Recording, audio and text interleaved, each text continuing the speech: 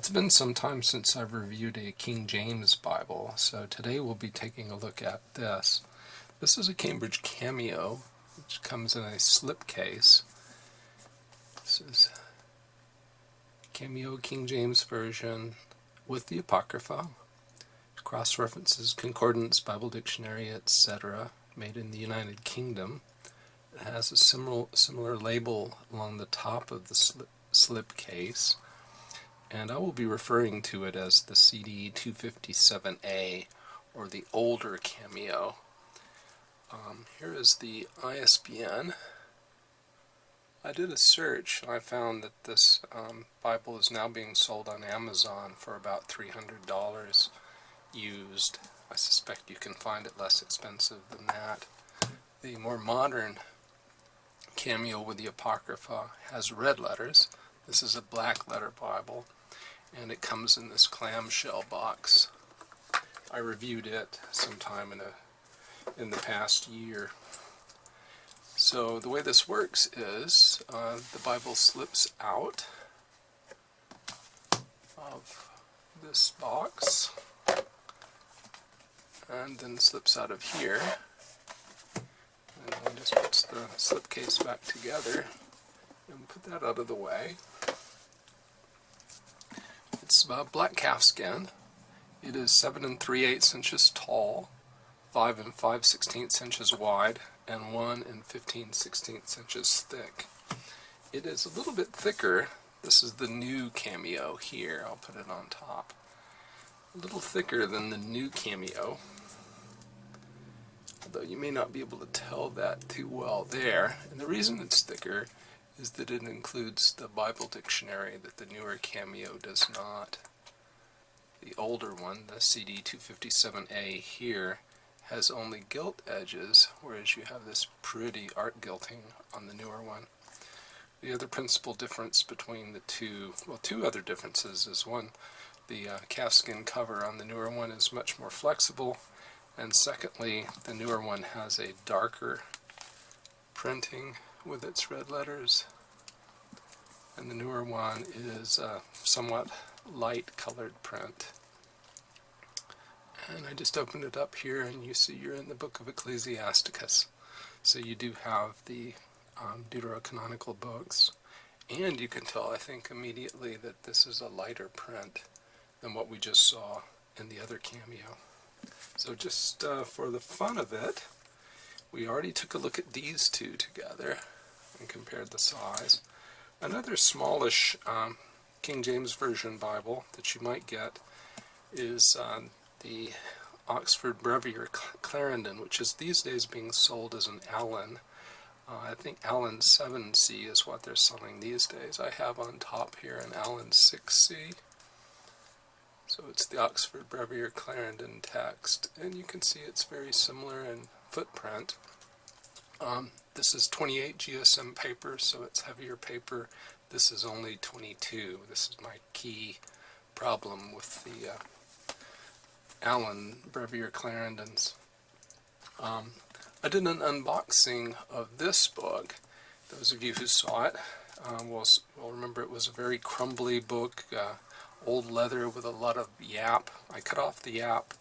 I treated the leather with oil. I put it in saran wrap and plastic tape so that it wouldn't crumble onto my hands, and I gave it 2 new red ribbons.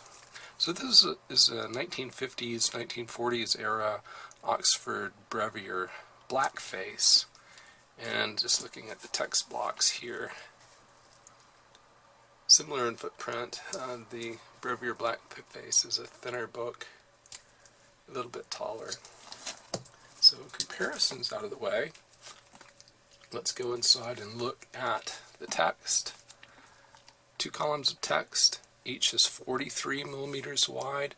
There are, on a typical line, about 30 characters, but I've counted as many as 33.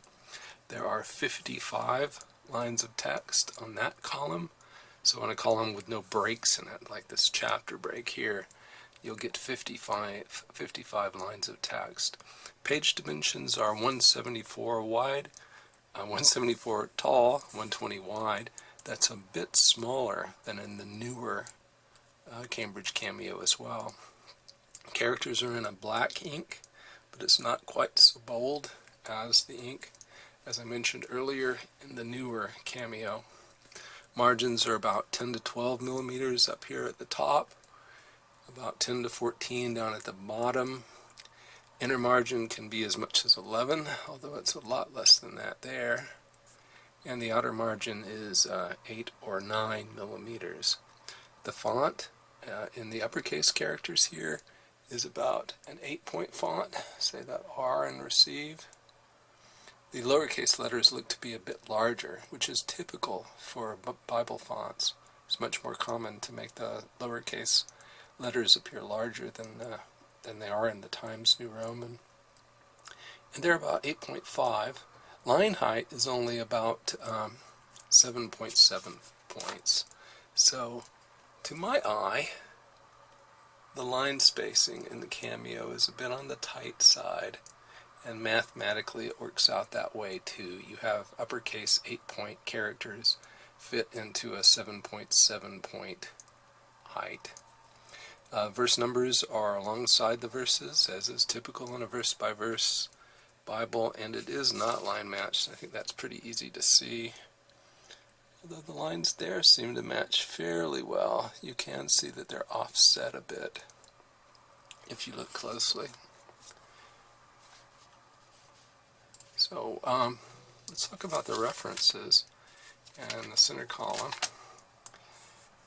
It's where they're located. The references are in page order rather than column order. So what do I mean by that? Is we come down the column in the center, the references go to the left or to the right, and they're ordered as the items being referred to appear on the page. So they're in the order here in which they appear on the page. It's much more typical in modern Bibles to have the references first follow the order in the left column and then in the right column, so that your references that deal with the upper right column appear down here rather than up here. That more modern order I call a column order. So these are in page order. The font here is about 6.6 points when I compare it to Times New Roman. Paper is about 30.8 micrometers thick. I estimate the paper weight to be 28 GSM. It's a matte surface. I'll try to show you some reflection here. And all you get is a diffuse glare. There's no shininess to it, or very little. There's only a hint of yellow to the paper. It's quite towards the white end, not very yellow at all. There is show through. You can see that, but it's not at a disturbing level at all. So I think the paper is opaque enough. There is some print non-uniformity, and I'll show that here by showing these two pages side by side. 157 in the deuterocanonical section on the left, 159 on the right, a bit darker on the left than on the right. This is not that uncommon. There are no book introductions. Book titles are in the top outside. Page contents, that is chapter numbers, are here as well. They don't give you the verse. The last verse or the first verse on the page. Page numbers, bottom center. So pretty easy to find. And I like the fact that the book title is on the outside. That makes it easy when you flip through the Bible. And a Bible this size is really very easy to flip through. So if the Bible teacher or pastor says, let's go to Ecclesiastes chapter 4, you can get there very rapidly. Headings run across the top, except here in the Apocrypha, you see it just says Apocrypha. But if we go back to the New Testament or to the Old Testament proper, you see you have running headings at the top of the page. They are in about a 10-point italic font. There are no large numerals indicating the beginning of a new chapter. In fact, there's no numeral for the first verse in a chapter at all. But you do have chapter in all caps and a break in the text that helps you find your way around. Books of the Bible do not always begin on a separate page. They sometimes do, but if we look at the smaller books at the end of the New Testament, we'll see that in fact they just start where the previous book left off. In this one, as opposed to the more modern Cambridge Cameo and calfskin with the Apocrypha, the words of Christ are in black ink, as we mentioned earlier. And I really very much prefer having them in black ink. The red ink just hurts my eyes. I think maybe some of the rest of you have the same problem, and some of you don't. And what I prefer is that publishers make a black letter option for those of us who just simply can't abide red letters. All right, if we get after the New Testament, we come to a concordance, and the concordance is 151 pages long in this 2-column format.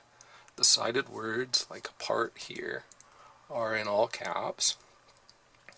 They are about 6.5 point fonts, and then the context lines are in this paragraph format, so they're not separate line for each context line, but they're kind of rolled together in this way that makes it a bit more difficult to use. And those are also in about a 6.5 point font.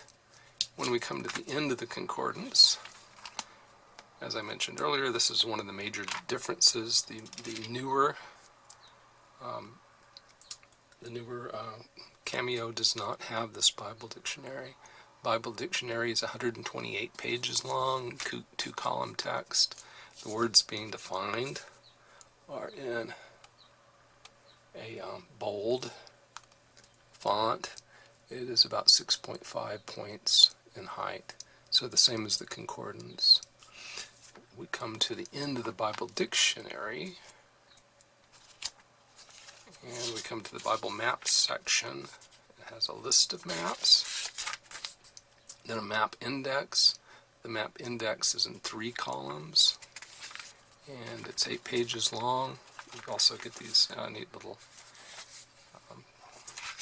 guarantee cards from Cambridge. So you have 8 pages of map index and 3 columns, and then you get these nice non-glossy maps that are on a heavier paper, but it's not very heavy. Fairly detailed maps. These are Moody Bible Press maps. There are 15 of them, and they span 16 pages. They do not go into the gutter. Very nice. And I always like topographical features, and so here you have lines of altitude written into this map. It's very, very helpful. Here's an example of the map not going into the gutter. It also shows you the overcast stitching, which I was going to mention. Yeah, there you can see it. All right. We'll pull the ribbon down so we can take a look at that in a moment. And we mentioned also gilt page edges, not art-gilt. There are 2 of these black ribbon markers. They are not shiny at all on either side, except maybe along the edges. They are 9 millimeters wide. I like that width. 245 millimeters long. I think they're long enough. They extend beyond the corner so that you can still grab it between your finger and your thumb. You have the red and yellow Cambridge head and tail bands. They're nicely done. The text block has a bit of a curve to it, which extends up to the top, so you do have some curvature, a rounding effect. The cover is very stiff calfskin. I think it's calf split. Calf split is where they take the underside of the leather, so this isn't the top grain of the calfskin, and they treat it and impress it. It's a paste down construction, and we've seen the sewn binding, so this is some sort of a vinyl over paper here. We've seen that the binding is sewn. It does not lie flat, and I broke this Bible in many times and have used it quite a bit, and that's about the best it will do. we're not even at the beginning of Genesis. This is Genesis chapter 42. So it's the stiffness of the leather, I think, is what keeps it from lying flat. We saw the overcast stitching in the back. There's overcast stitching in the front as well. Along the line here, in this gutter. And at the beginning of the book, we have a presentation page. We have a title page, copyright page. Now, I often hear Bible reviewers refer to this as the Cambridge seal, but this is actually the royal seal of the United Kingdom, so for outside of Scotland. So this actually says God and my right. So it's a statement about the divine rights of kings. It says down here that it's 8-point petite medieval Clarendon, 1159, and unlike the newer ones, which were printed and bound in the Netherlands by Youngblood, this is actually manufactured in the United Kingdom. After the copyright page, there is the Epistle Dedicatory, the epistle that the King James translators sent to King James.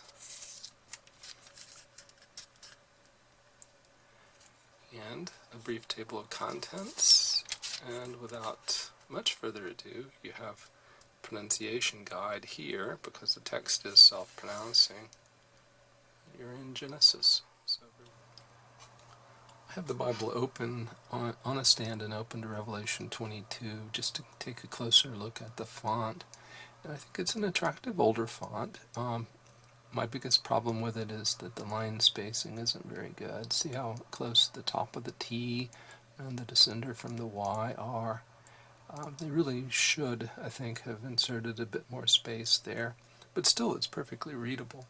One of the problems with the Cameo and with the turquoise as well is that occasionally you'll find lines where the words run very close together. These things were typeset before the age of computers, and sometimes they'd simply tried to squeeze too many letters on a line, and so the words ran together.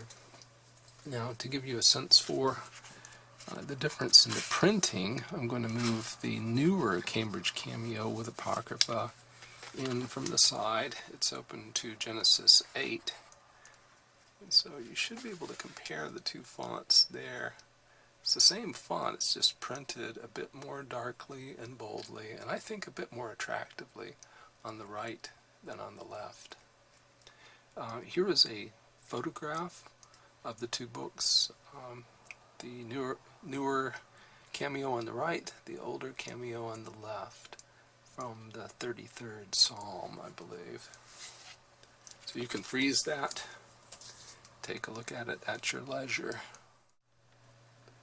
Now I am showing the older Cambridge Cameo with the Apocrypha on the left, and on the right is the Allan 6C, which has the Oxford Brevier Clarendon type in it. And I think the Oxford typeface is a bit more attractive. Characters are very similarly done, but there is a bit more line spacing to the right. The Oxford also has the advantage of having content summaries right underneath the chapter number at the beginning of each chapter, so it tells you what's in each chapter. Unfortunately, the Oxford is printed on 22 GSM paper and has too much show-through. Paper also feels too fragile for me. Here's the same comparison with the Cameo on the left and the Brevier Clarendon on the right. Now, and finally, I have the Oxford Brevier Black-face, my 1940s, 1950s old edition with the yellowing paper to the right. This probably looks a bit better for the Brevier Black-face than the photo I'm about to show you, because here at least the print is nice and crisp on the right. In the photo, I happened to choose a section where the ink was a bit runny, and you'll see it's just not that well printed. But here, the major thing that I would point out is that line spacing is very tight in the Black-face as well as in the Cameo, In addition, the Black-face seems to be a bit smaller. To my eye, at least, it's a smaller font. Also, there are more broken characters in both the Oxford Brevier Black-face and the Oxford Brevier Clarendon. At least that was my experience looking through the books. The Cameo seems to have a cleaner typeface. I didn't have to search very long to find an example of where the words seem to pack in too tightly. If you look at this line in Genesis 27, verse 27, the words of and his before raiment seem to be almost a single word. It's a little more space there than what you would normally find, but they're packed very tightly. I'll show you now the cover of the Bible. Here's the green. I could be well wrong about that being the grain pattern. I do believe that this is calf split, so it does not include the top grain, but perhaps there's a residual pattern. There's a tooled line on the outside edge. You do not have raised hubs, but you have worked lines in here, separating Holy Bible from King James Version, from Apocrypha, from the Royal Seal of the United Kingdom, and the word Cambridge. On the back, again, the grain seems to be in two patterns, very finely spaced, and then more coarsely spaced pattern here. There's also a little bit of a dimple there. We're back at the table of contents momentarily. I just want to show you the books that are here. We have the Protestant books of the Old Testament, and the fairly much universal books of the New Testament, and sandwiched in between the books of the Apocrypha. These are a bit different from the books that are in the Roman Catholic canon that are called deuterocanonical. One thing that's different is that it includes First Esdras. It also includes the Prayer of Manassas. I think that neither of those is in the Roman Catholic canon. First Esdras and the Prayer of Manassas are both in the Eastern Orthodox canon, as I understand it. It also includes Second Esdras. This is not the Septuagintal Second Esdras, which is Ezra Nehemiah. It is an apocalyptic book. The Old Testament goes through page 1109, and then after that, the back side of that page is blank, and then 2 blank sheets before one comes to the Apocrypha. And the Apocrypha books span 271 pages, but to take you to the end of Second Maccabees, 273 pages to the end of Second Maccabees. You have again the back side of the page is blank. Gives you a sense for the amount of show through here in the paper. That really is visible, but it's not horrible, is it? You can see New Testament through there, but it's not very, very bad. So you have one blank sheet here, and then you come to the New Testament, black letter text, and the New Testament ends on page 339, with again the back side of chapter 22 of the book of Revelation is blank. No.